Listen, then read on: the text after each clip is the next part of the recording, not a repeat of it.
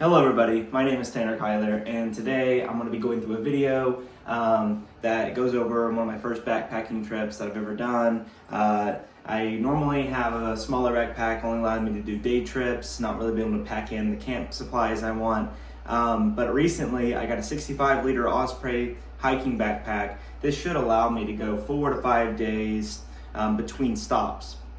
Now, this video is only over one night, and I also overpacked to simulate the weight of a normal trip. So I think I was carrying roughly 50 pounds worth of weight over about 6 miles. I'll go ahead and show you the map here in a second, but I just wanted to say thank you for supporting my channel. Thank you for watching this video. Please like or subscribe or comment if you enjoyed this. But without further ado, let's go ahead and jump into this video.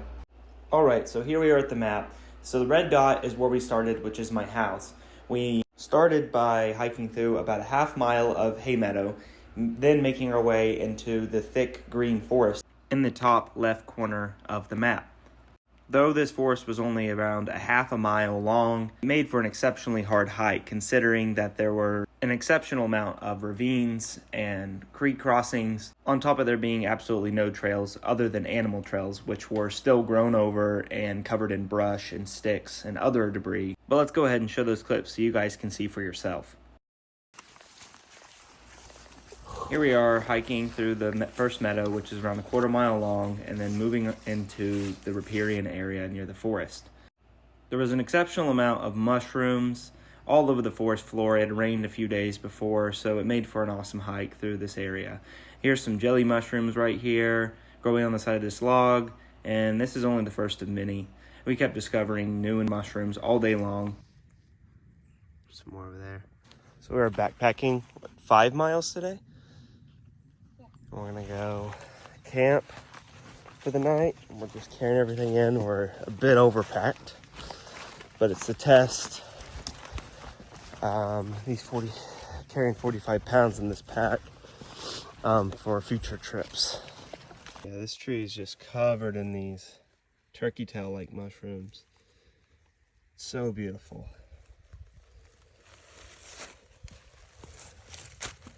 This is awesome. I don't know if I've seen this many turkey tails all together at once. So there might be something else up here. There's a ton. Jeez, there's way more mushrooms. If you look up there, there's so many of them. The whole tree is just covered in these turkey tails. And there you can see it's decomposing this wood into soil here. See how loose it is. Here's kind of another cool spectacle here. This pack is starting to... Bruce, get out of my way. This pack is starting to wear me down. You know what I'm saying, Talon? Yeah. Definitely noticeable. I have all these little ones. They look like scruffy twiglets, but I'm not sure. Probably not. But these, and then these pancake toadstool-like mushrooms. They're huge. Things are massive. Going up and down these logs here. This rain's really been good for all these fungi. There's some kind of bug or something. Lichen and mushrooms down here.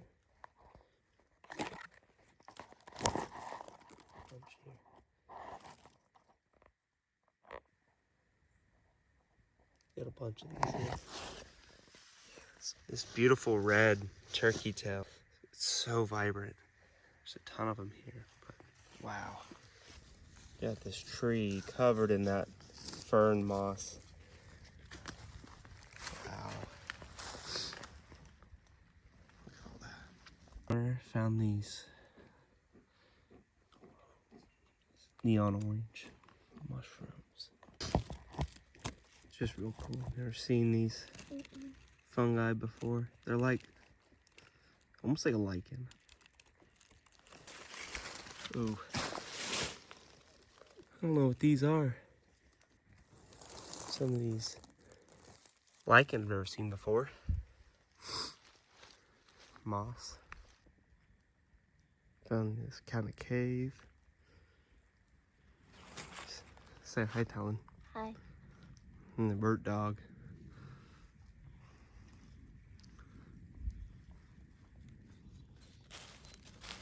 I do apologize for all the sniffling. The temperature outside never got above 40 degrees Fahrenheit all day, so we were kind of battling the cold. Back up on the prairie now. Up by the creek bottom. Just for some reference, here we are on the map. There's the red dot. We were probably around a mile in at this point, and we still had plenty of hiking ahead of ourselves after this.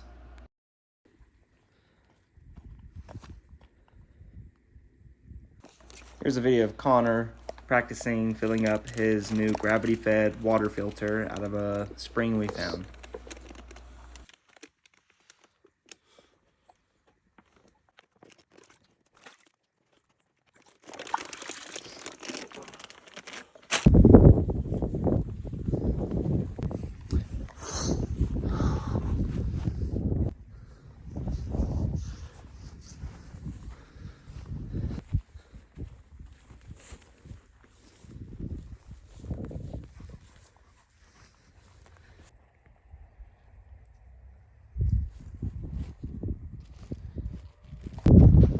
Made it to the top of this hill. I believe this is the highest point on the ranch.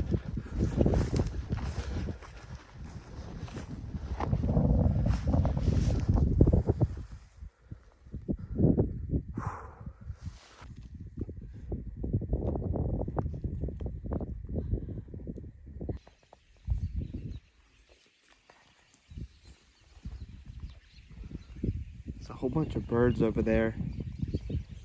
Don't really know what they are. We later discovered the noise was coming from hundreds of American robins. This is by far the most I've seen in one setting.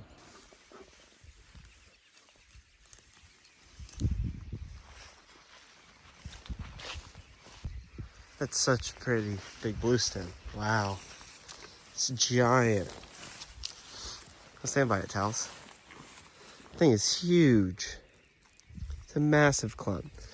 This thing could be 100 years old. This clump of grass right here. It's insane. Beautiful. Mm-hmm. And then you see there's other, and then we have bushy bluestem growing right up next to it in a cluster. We have a post oak tree right there. And then this is what native birds use to nest in right here. Is this thick grass.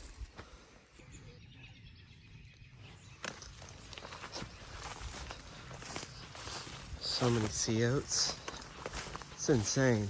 Chasmanthium, latifolium. If you can see this faint line here, these are the animal trails that we had been following for the majority of the day. So you can imagine how difficult it could be traveling up and down without a trail, basically, with this much weight on your back. So I made a beginner's mistake, and I forgot to record the setup of our campsite and even us selecting where we were going to stay. We chose to stay down in this canyon because it allowed us to be out of the wind better, and it was going to get extremely cold, down to around 20 degrees Fahrenheit with a wind chill of like 10 degrees Fahrenheit. So we needed to stay out of the wind. We also needed to build a nice fireplace with rocks that would absorb the heat. So I did that, but it was all off camera, so I do apologize for that.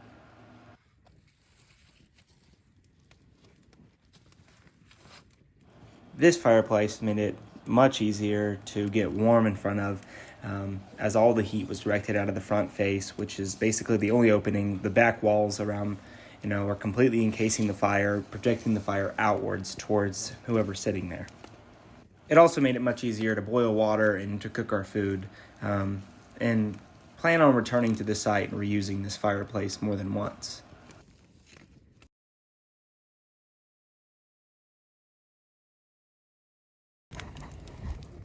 As you can see, this fire is sure enough going to keep us warm for at least the time being. As Connor decided to make himself a tea out of eastern red cedar needles, Talon began cooking dinner over the fire. So you're gonna make a tea out of this? What'd you say it tastes like? Very herby. I did end up trying the tea. It was extremely herby, as he mentioned. I think it would be a lot better with some sugar or honey. But yeah, go ahead and give it a shot if you would like to try that. For food, we kept it pretty simple. We decided just to have hot dogs. We brought in some cans of soup and some marshmallows and some other snacks. But for the most part, we kept it pretty light and pretty simple.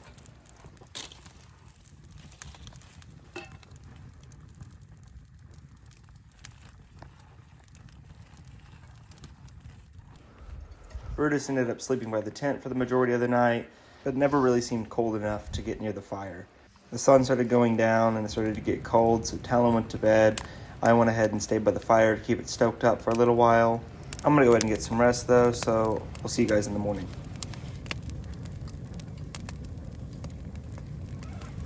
So we packed up and we headed out, but it was an extremely cold wake up this morning.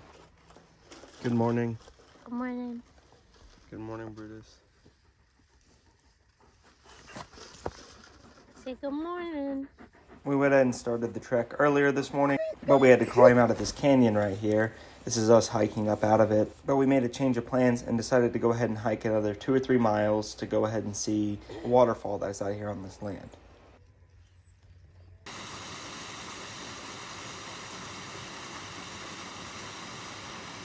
We made it to the waterfall, but still had plenty of time to sit around. We chose to sit around the waterfall and kind of just take in the views and warm up in the sun because we still had about another 2 hours before we were extracted from this area. We were all really tired after probably around 8 miles total of hiking with these heavy backpacks on, so we just took this time to rest to the relaxing sounds of the waterfall.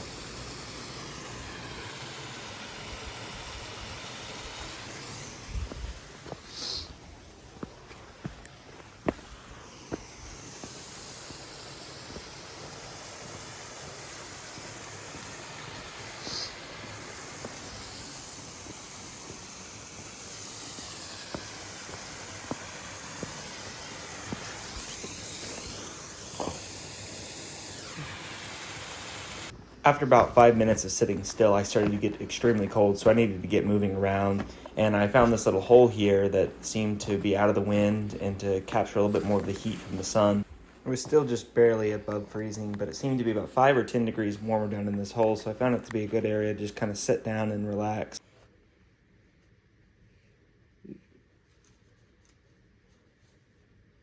There's these cattails growing down in this. Seems to be maybe a spring. This water is exceptionally clear. It might not be a spring, but I don't really know where else this water would be coming from right now because the creek is flowing, but I guess it could be drainage from this hill behind me. Anyways, there's algae in it. I just thought it looked really pretty and green. It's been cold. It was a cold morning. Very cold hike. My shoes are kind of wet from all the frost on the grass. But last night was pretty cold. Got down to like 28. But and then we kind of ran out of firewood a little bit this morning.